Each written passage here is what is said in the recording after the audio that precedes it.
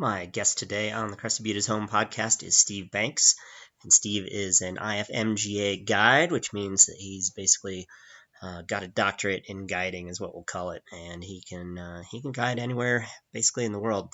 So great conversation. Anyone who knows me knows that I love backcountry skiing, ski mountaineering, climbing mountains. So this is a subject that is near and dear to my heart as well, and if you've ever wondered what it's like to be a guide, or if you've been wondering how to get into, rock climbing or backcountry skiing, I would certainly suggest just going out with a guide and learning everything you can from them. So, had a lot of fun talking today with Steve, and please subscribe to the Crested Butte Home podcast on Apple Podcasts or Stitcher or anywhere else that you listen. And please leave me a rating or review, and let's get on with the show.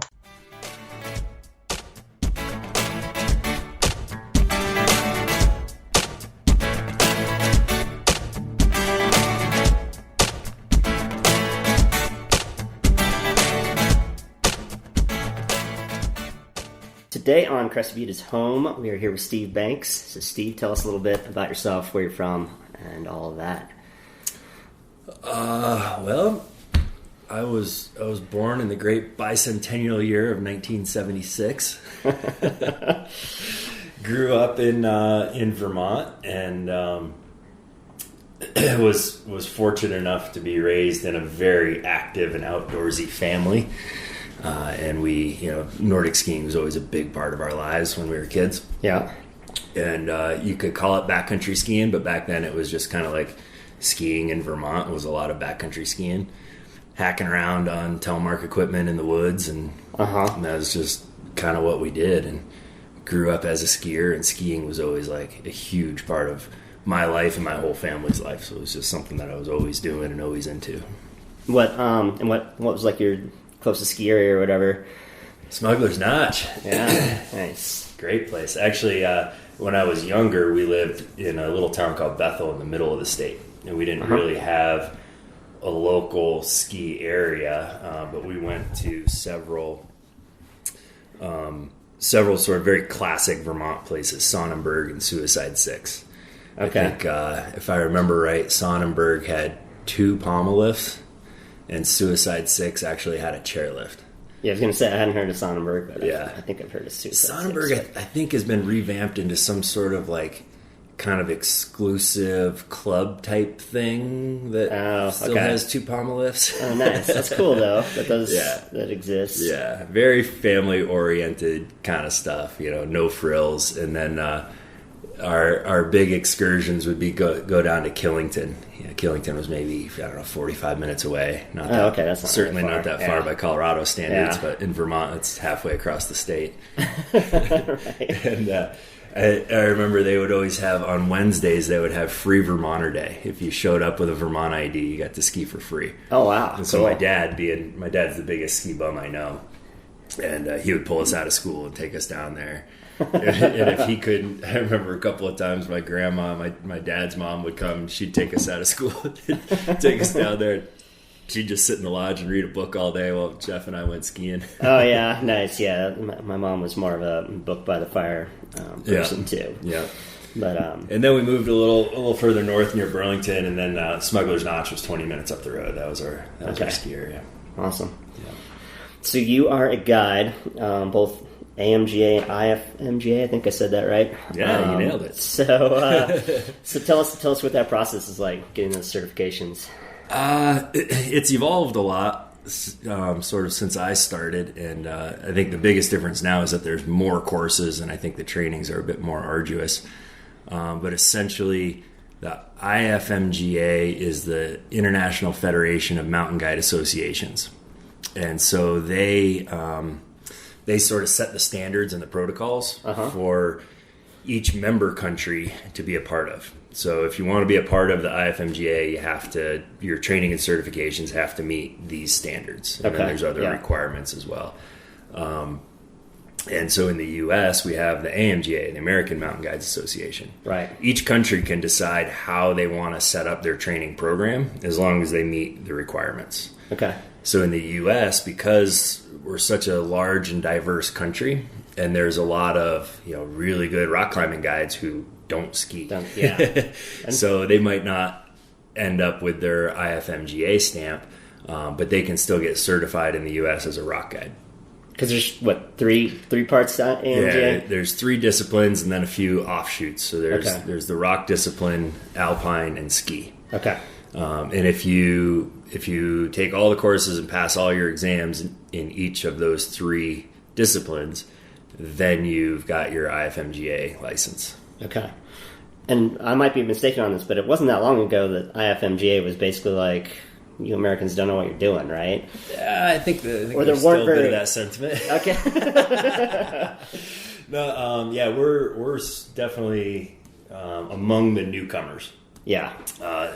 IFMGA, and I don't know the stats off the top of my head. I should.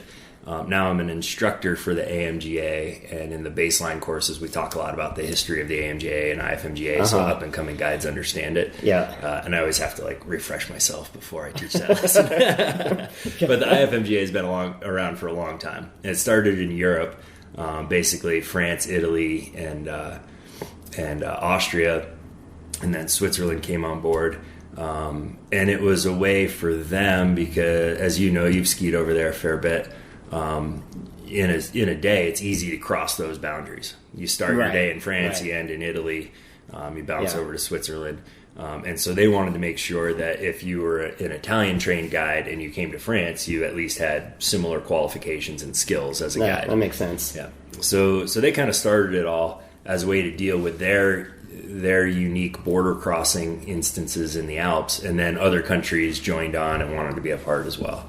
Okay. So Sweden's in there, Spain is in there. They're starting to get more and more South American countries. Bolivia, Peru, Nepal is in, and some of these actually have Bolivia. They don't really have a ski program.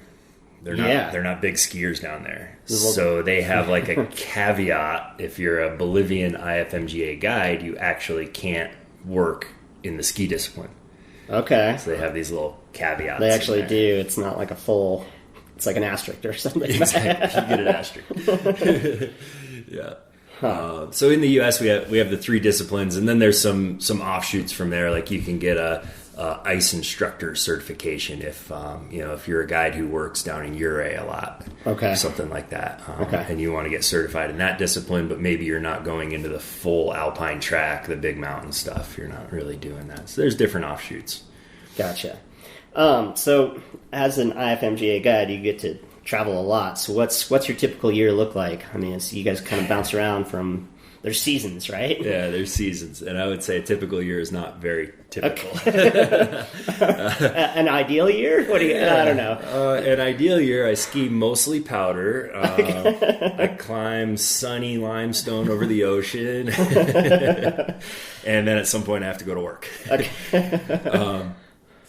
It's evolved for me quite a bit over the years. At first, I started my guiding career here in Crested Butte, working for Crested Butte Mountain Guides.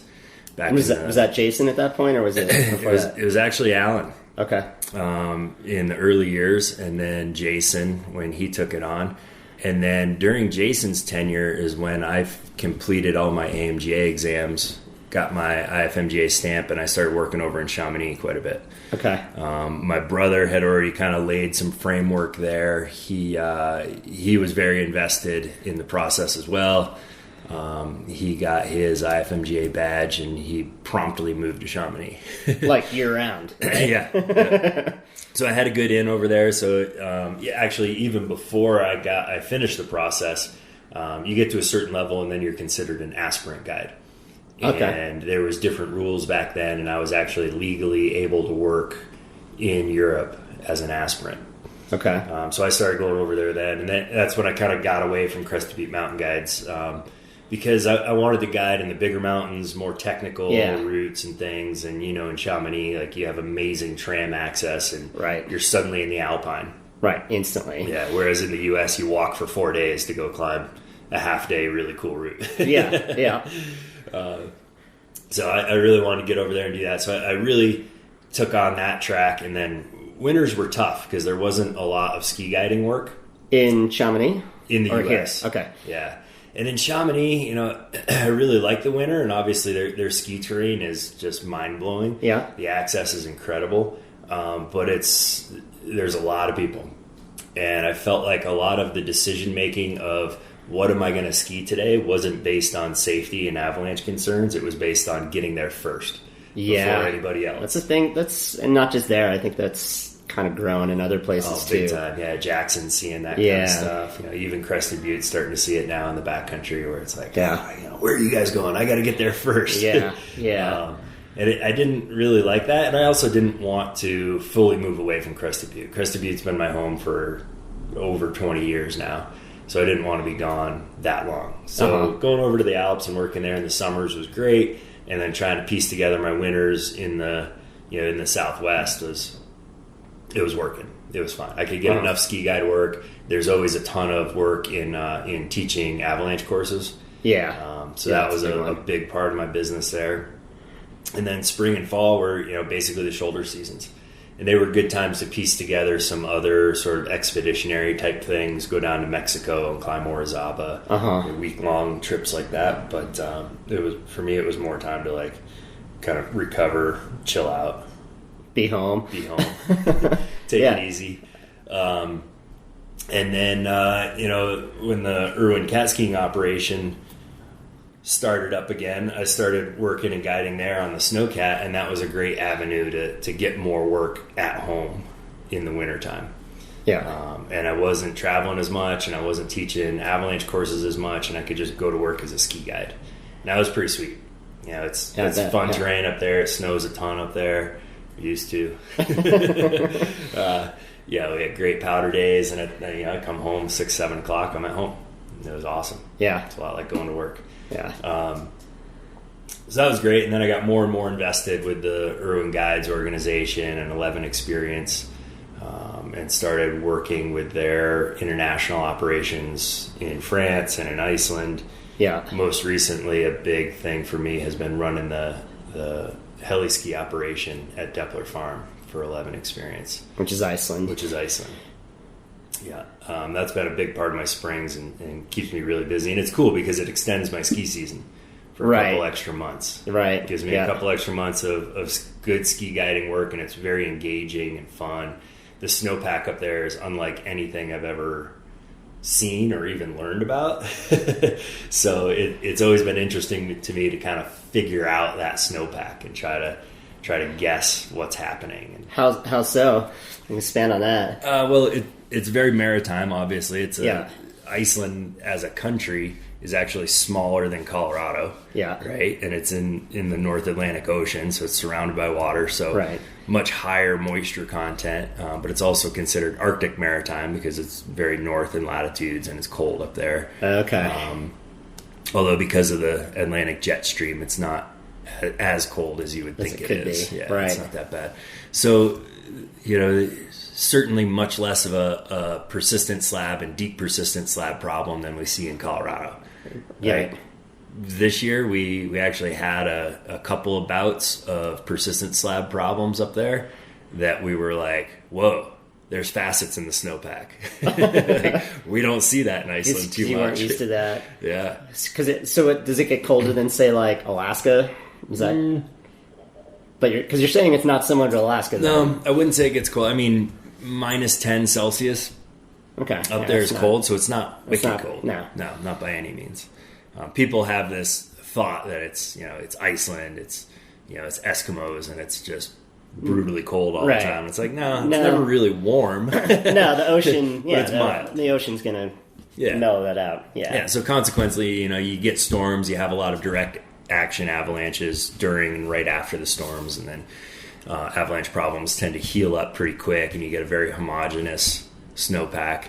But the wind up there is ferocious, and that does some pretty crazy things. And I haven't quite totally figured it out, but there's this phenomenon where obviously there's a high moisture content in the atmosphere, so when the wind blows, it's sort of transmitting some of that moisture into the snowpack. Kind of like rime ice into the snowpack. A lot of rime, a lot of weird rime crusts that make for interesting sounds while skiing.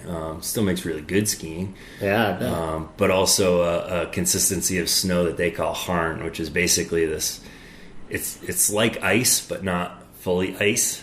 It's the kind of stuff that you can't really get an edge in. you're like, okay, I'm just going to hang on and slide this until it stops, or for whatever other reason I can control my speed. That sounds fun on a steep route. Yeah, so that was eye-opening in the early days. We're like, whoa, this is pretty brutal. Okay, make sure we don't find that snow. Yeah. Stay away from that. But also just really good powder skiing, kind of, it's not champagne powder like it is here in Colorado. But great pow skiing, a thicker consistency, and then the corn skiing is what I've found the most amazing. Yeah, and I've skied corn up there that feels like powder. Sure, it's like boot top, creamy corn, and you're kind of like, okay, it's spring, it's corn skiing, and then you're like, oh my god, that was really good corn skiing. No, corn skiing when it's good, it's good. But yeah. And then watching that transformation, we'll get a storm, and you ski powder, and then it'll warm up, and you start skiing north faces to try to harvest the powder. And then by the time the north face is starting to transition and get funky, the south side is like full corn. Okay. And the way the snowpack drains has always blown my mind. Like points where if we were in Colorado, I'd be like, this snow is way too wet. We're not skiing this stuff. Okay. Yeah. It's like kind of not that big of a problem. Kind of like we get finally in late summer, or I guess it'd be late spring is what I should be saying. But yeah, all of a sudden it's drained, and it's wet, but the water's going somewhere, so it's okay. Yeah, exactly. So it's okay. Like, that's interesting. So it's been very interesting for me. My whole, basically all of my avalanche knowledge and sort of my career in the snowpack has been based in Colorado and dealing with continental type snowpack problems. Yeah. And so transitioning to a very different snowpack climate has been really cool. Nice. And kind of trying to understand it and stuff that I've learned about, and I've taught it in courses for years, and I'm like, oh, now I see it. Nice. Yeah, now you actually get to it's experience actually here. it. This is cool. Yeah. So backing up a little bit, so you're based here in Crested Butte, Colorado, and we don't have a singular draw the way that your guide friends in Jackson have the Grand, or Seattle has Rainier or something like that. I mean, we've got 54 14ers, and you can walk up all of them. So how does that affect especially I guess your mountaineering portion of your guiding? Yeah, it makes it a little tricky for sure. And we've often talked about that. When I was running Irwin Guides, we always talked about the struggles we'd have with marketing. Like, what's our draw? What's our Grand Teton? Yeah. How do we get people to come here and do stuff? And Americans by nature are hesitant to hire guides. Yeah. In my opinion, in the way I've thought about this over the years is, in Europe, it's very common. You hire guides to go in the mountains, and that's what you do. Right. And often your guide becomes your climbing partner. Right. And you're hiring this guy to go out, and it's what you do every year to go out and do these routes. And in the U.S., there's almost this hesitancy and almost a bit of a stigma. Like, oh, you did it with a guide. Yeah, you get half credit. Yeah, totally. And in the U.S., there's a lot more on the education side. People want to take a course and learn the skills so that they can go out and do it on their own. Yeah, rugged individualists, right? Totally. Yeah. And I think in ski guiding, that's the easiest way to see it, in that far and away, I've taught more avalanche courses than the numbers of ski guiding days I've done. Maybe not true since I started working on the snowcat. The cat, but if you take the cat out for actual touring. Backcountry touring. And reason being, people don't want to hire a guide to go out and go skiing. They want to learn the skills so that they can go out and do it on their own. Yeah. So you have to adjust your marketing mindset to that and what people want. And I think we're starting to see a shift in that in the U.S. as we have more, obviously a larger population and more people living in cities who want to do these adventure sports that are making it more into the mainstream. Mm-hmm. Even you watch commercials for, whatever drug they're selling on TV, and there's people stand-up paddleboarding and mountain biking, Right. Take this heart medication, you can go mountain biking. So people want to do that, and I think now they're more accepting of hiring guides to take them out, and they kind of want to get to the meat of it. They don't want to spend as much time learning and figuring it out and mucking around with it. They want to get right into the good stuff that they've seen on YouTube. Yeah, that's it. I mean, that was another question I had for you for sure. I mean, I spent a month in Chamonix. I didn't hire a guide. I probably should have. I would have found. Well, actually, I kind of lucked out and found some good stuff right after that. But just follow the tracks. Yeah, that's a bad idea. But no, I mean, it's even for just a day in a new area, someone with the local knowledge of where the good snow is and things like that is, but it's overlooked. At least it has been. So let's take a quick break.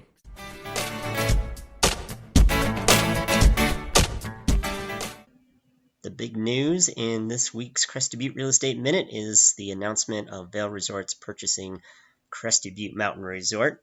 And yes, that is big news. According to the newspaper, property values may increase as much as 20% in similar situations. I personally think that's going to be a little bit overstated, but at the end of the day, it depends on what Vail decides to do and how they decide to invest in Crested Butte Mountain Resort in terms of infrastructure and things like that. So it's going to be an interesting time in Crested Butte real estate this summer of 2018. And we'll just have to wait and see how that goes. If you'd like to contact me about real estate, my website is crestedbutterealestateagent.com, and you can contact me there. You can also sign up for my monthly newsletter there. So my name is Frank Kinsella, and let's get back to the show.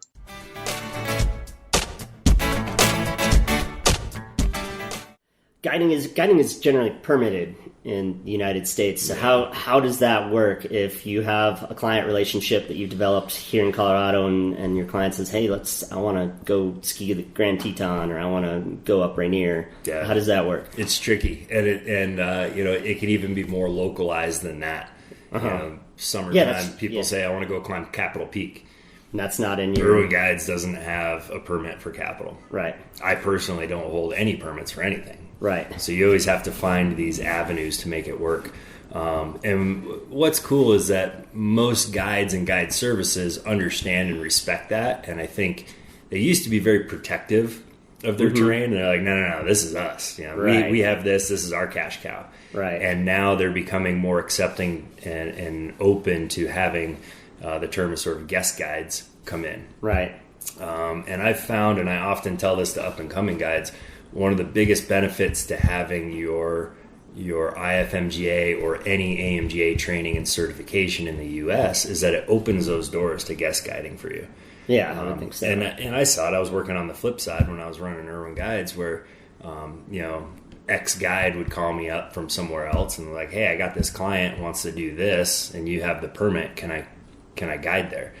And if I don't know them personally, I'm like, well, what's your resume? What's your background? How do I know that you're going to do this in a safe manner? Right. Because it comes back on you. It comes back on us. Yeah. That's that guide service is taking on the liability for that guide. Right. And trusting that they're making good, appropriate, safe decisions out there.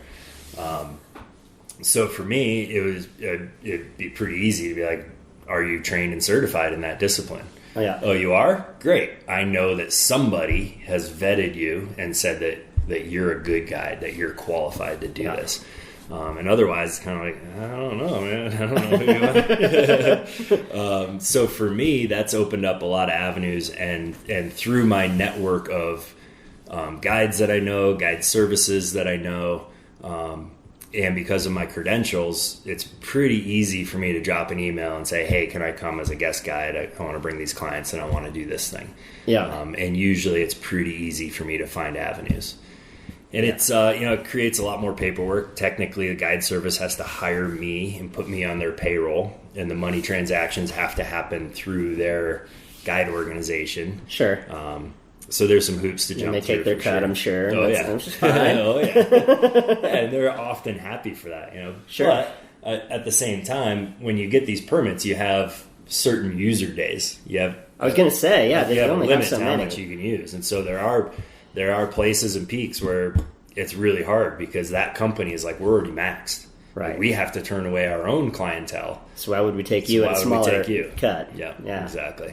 So there are places that are still challenging, and it's actually a really big topic in the AMGA right now is fighting for access, especially for certified guides, to get the government entities, the Forest Service and the Park Service and the BLM, to open the doors and be more accepting to certified guides who want and need to travel to these different locations.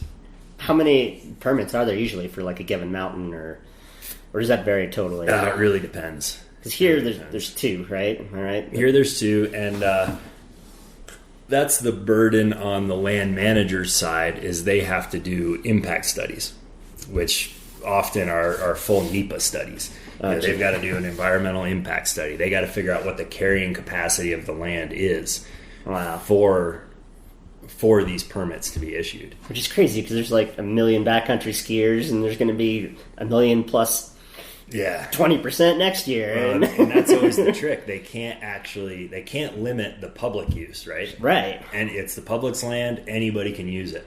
But they can limit the commercial use. Right. So they often come down much harder on the commercial use. And we're trying to demonstrate that guided access is actually better than public access. You know, you look at what's going on around here with the amount of use in the summertime and places just getting trashed, right? Right. Driving vehicles through fields of wildflowers, going off trail, new user trails getting created all over the place. And that's something that guides and guide services are very in tune with. And we teach our clients, like, this is how you're supposed to leave no trace use and all this that land. stuff. Yeah, exactly. You got to poop in a bag and carry it out. That's the way it goes. That kind of stuff. And so we're trying to get the land managers to come around to that idea that, like, you guys should actually prefer that the general public goes with a guide who shows them how to do it appropriately, rather than just goes out there and drives wherever they want, poops wherever they want. It's tough too. I mean, one place I could think of would be the Lake City Ice Park. Yeah. I've certainly been down there, and there's just ropes from left to right. Yeah. I'm like, but I want to climb too. Yeah.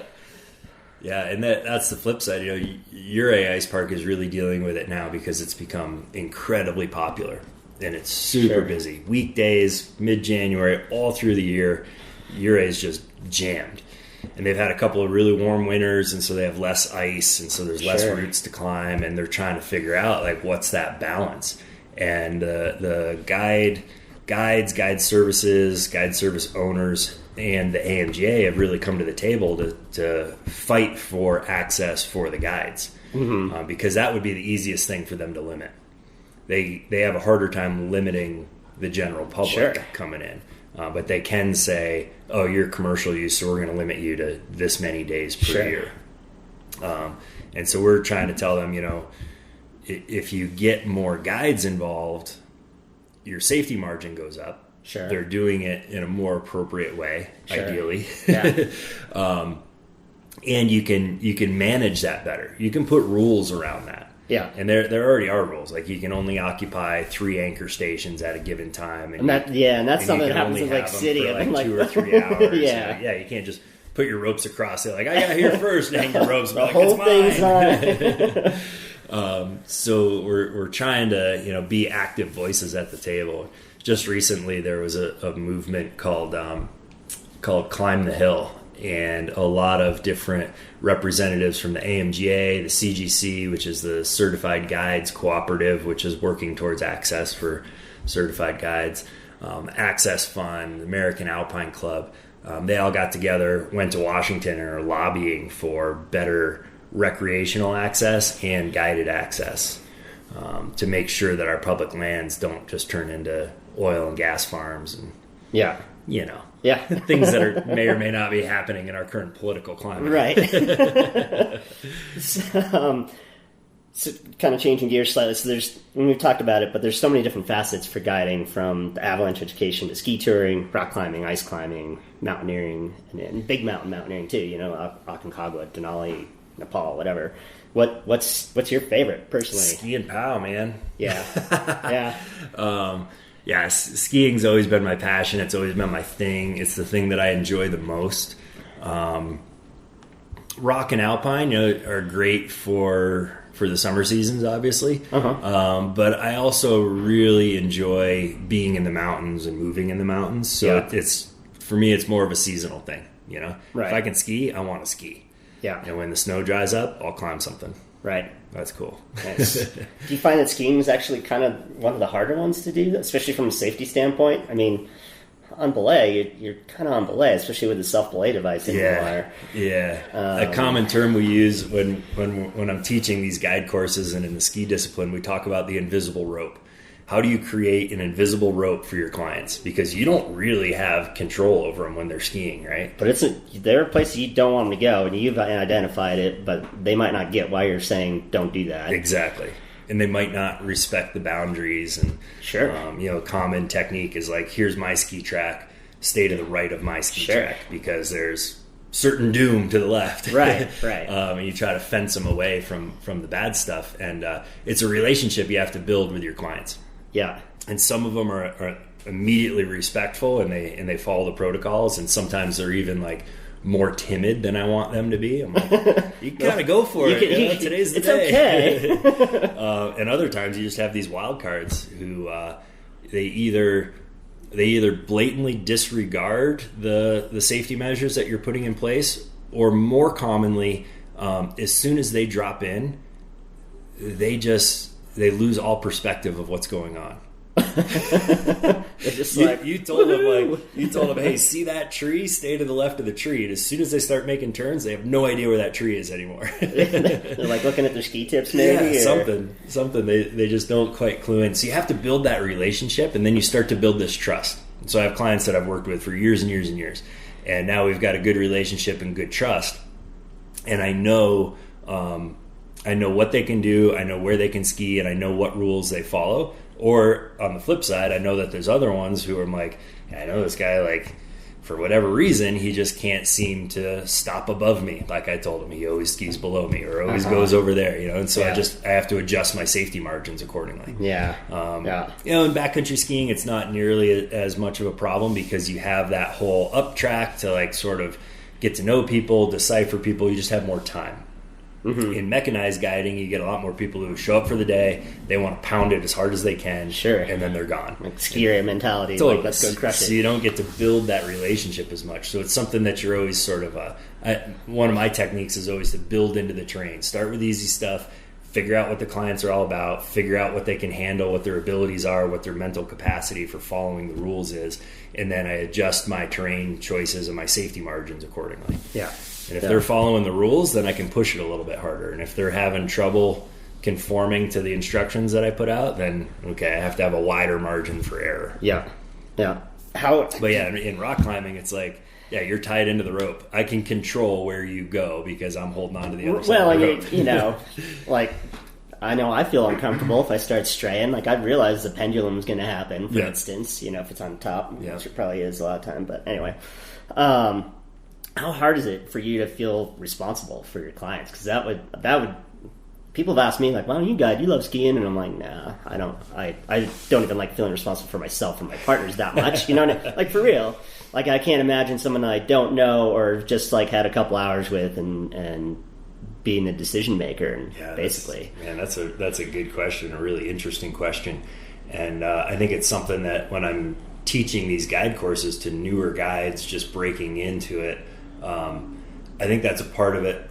Maybe they don't quite feel that weight as much as I want them to. They're like, you're responsible for these people, and if something happens, that's you. Yeah. You did that. And thinking back in my career, it was a learning curve. I definitely got over my head a few times when I was a younger guide. Sure. There's a lot of ambition to, like, want to do bigger routes or ski bigger lines or whatever. And you're like, oh yeah, I'm a guide. This is going to be great. I can totally handle it. And then you have a close call or two and you're like, whoa, that kind of hit home for real. And I kind of dodged a bullet there. And I never want to be that guy who has to call somebody's, wife or husband or kids and be like, so they didn't make it back today. Right. Yeah. I never want that to happen. Knock on wood. So feeling that weight and that burden is something that you got to keep in your mind. Yeah. And in the ski world, we talk a lot about the human factors and the decision-making process. And if you can keep that in the forefront of your mind, I think it helps you make better decisions with a higher degree of safety. Yeah. If you're thinking in that direction. Yeah. So along those same lines, when you're skiing with your buddies who aren't guides and you're not guiding, do you just get forced into being the guide, or do you try to, like, take a step back and make them talk and do their own stuff? It's a tricky thing. Actually, I wrote an article for Backcountry Magazine kind of addressing that. And one of the things I like to do, I mean, on the one hand, I I don't get out to ski with my buddies as much as I would like to. Sure, yeah, you're working. And, if I have a day that I'm not in my ski boots, I'm kind of like, yeah, I'm good. And if I do go out, a lot of times it's with Keitha, with my girlfriend, or with my dad, or something where I am a little bit more naturally in that guide role. When I go out with friends, I really do try to step back and I sort of preface the day with like, hey guys, I'm not guiding. Right. Don't look to me for the answer today. And if anything, I'm going to keep my mouth shut and I'm going to let you guys make decisions and I'll go with the flow. Unless I feel like unless the flow is going in a bad what direction. Are you doing? Because I think it is, it's very easy for them to just sort of sit back and be like, whoa, Steve, what do you think? Yeah. And I don't want it to be that way. I'm not being paid that day, so I don't want that pressure and I don't want to be responsible. And it's not even that like, oh, it's not my day at work. I don't want to have to work. I've been doing it for so long that that's just the way my brain operates now. Yeah. But I want them to be engaged in the process, and I want them to figure out what's going on. Yeah. Yeah. What are some of your favorite places to ski, guide, climb, etc.? Crested Butte. Sure, nice. I love skiing in Crested Butte, man. When it's a good year here, it's good. So good. Yeah. When it's a bad year, it can be so bad. It's pretty bad this year. Yeah. Japan's been on my hit list the last couple of years. I've been spending some time over there, and that's pretty phenomenal. It's a really cool experience. Nice. The powder skiing is just off the charts, but they don't have the steeps. Yeah, that's what I always hear. Yeah, it's steep enough to be engaging and fun, but it's not crazy. Chamonix, I love it for the steeps. Right. You can go out and ski these huge faces with technical rappels, technical ascents, like for real no fall zones. Yeah. Yeah. So Chamonix is awesome in that regard. Iceland is super cool because the terrain is so interesting. I always tell people it's like skiing on the moon. There's about a dozen trees on the whole island. It's just this crazy mountainous landscape that drops into the ocean. You can see the ocean from the top of just about any peak. Yeah. And so that makes a really cool experience there. Yeah. Overall, I would say probably my favorite is Crested Butte, though. Awesome. And there's still so much to ski here. I still have I got to get around to going and skiing that. Mount Gunnison, I've always wanted to go ski that. Yeah, I haven't gotten there. It's just so far away. It is definitely not there's close. All this stuff here, and I think we have a really cool blend of great snow, good vert. You can get the steeps, assuming the snowpack allows you to. Yeah, or at the ski area. I mean, the ski area is just totally entertaining for me. Yeah, exactly. Or like last year when we had great snowpack and we had great skiing all the way through January and into February. And being able to go sleigh big lines with a stable snowpack here was just that was phenomenal. Yeah. That was so good. Yeah. Yeah. Hopefully we get another one of those soon. Yeah. Canada's right up there, though. I think Canada also has a great blend of, more vert than Colorado, more stable snowpack, steeper than Japan, more blower pow than Iceland. So you're talking interior then? Interior BC? Yeah. Yeah, I mean, I have a love affair with Whistler for sure. Totally. Never been to Whistler. It's on the list. Oh man, Revelstoke's got a spot in my near future. Yeah, I love it up there. Yeah, I got a good guide buddy up there, and might be spending some time there next winter with him. Nice. You kind of just started to answer this, but Crested Butte is home for you. So why do you continue to make it your home? God, there's no place like Crested Butte, is there? No. It feels good coming around that corner and seeing town. Totally. When you've been away for a while. I love the community. The same thing everybody says. It's almost becoming cliche. Yeah, well, and that's why I'm doing some of these. That it is a community, and it's awesome to talk to people. I love the community, and quite honestly, I think I still have such a great relationship with Crested Butte because I am fortunate to be able to travel a lot. So I don't spend all my time here. Sure. I can understand how a lot of people spend several years and they're like, I don't know, I got to find something else. I need something bigger or different, or I'm over this or I'm over that. Sure. I can totally understand that, but because I do get to travel a lot, that when I come back to Crested Butte, I can really appreciate Crested Butte for what it's for. Yeah. And when I am traveling, it does tend to be during the busier times of Crested Butte. I'm not around in July and August here. Right. I'm not around that much. The last couple of years I've been around more. But if you're going to be away from Crested Butte, that's a good time to be away. Which is when everyone is actually here. Yeah. And right now in May, like, this is my favorite time to be here. For sure. For sure. It's just killer. You walk down the street and you know everybody. Right. You can find a parking place on Elk. Not that I drive anywhere. You want to grab a bite to eat? Just sit down. Totally. And that's what I really like Crested Butte for. People are always shocked when I say it, but this is the biggest town that I've ever lived in, other than stints in Gunnison when I was going to college. Wow. I always grew up in small towns. I'm fairly uncomfortable in big towns. Yeah. Cities are cool for short stints for me, and then I'm Sure. like, I got to get out of here. I can't handle it. So I really like that here. I love that, my truck, when I renew my car insurance, and they're like, how many miles do you drive in a year? And I'm like, 8,000? Not that much. I don't drive. I ride my bike everywhere. I walk around. I just love that. Yeah. It's so good. Yeah. Where can people learn more about you if they need some guiding services? Oh, man. Give me a couple of months and they can check out my website, stevebanksmountainguide.com. Okay. Right now it's fairly old and outdated. But I am still pleasantly surprised. Occasionally I'll get a note. Somebody's like, oh, yeah, let's check out your website. It's really cool. And I'm like, really? Because I haven't even looked at it in years. Is Mountain Guide spelled out, or did you? Yeah, Mountain Guide. Okay, full tag. Yeah. Anything else I should have asked that I didn't? Only because I just listened to your podcast with Neil Belchenko, and he said, I really like IPAs. I really don't like IPAs.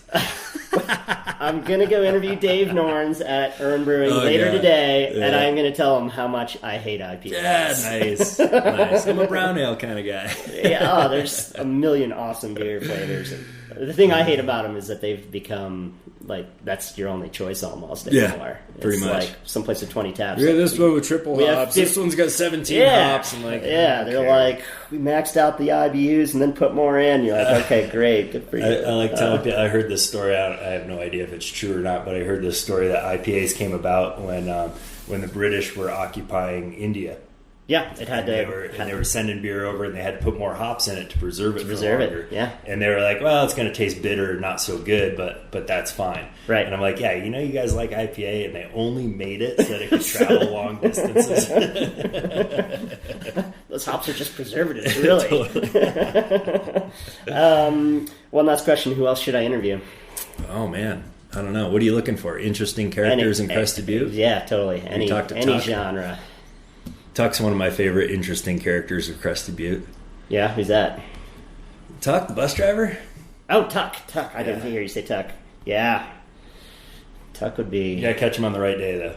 When he's in an appropriate mindset. Yes. Not an inappropriate mindset. I was going to say, I could lose the clean rating for sure.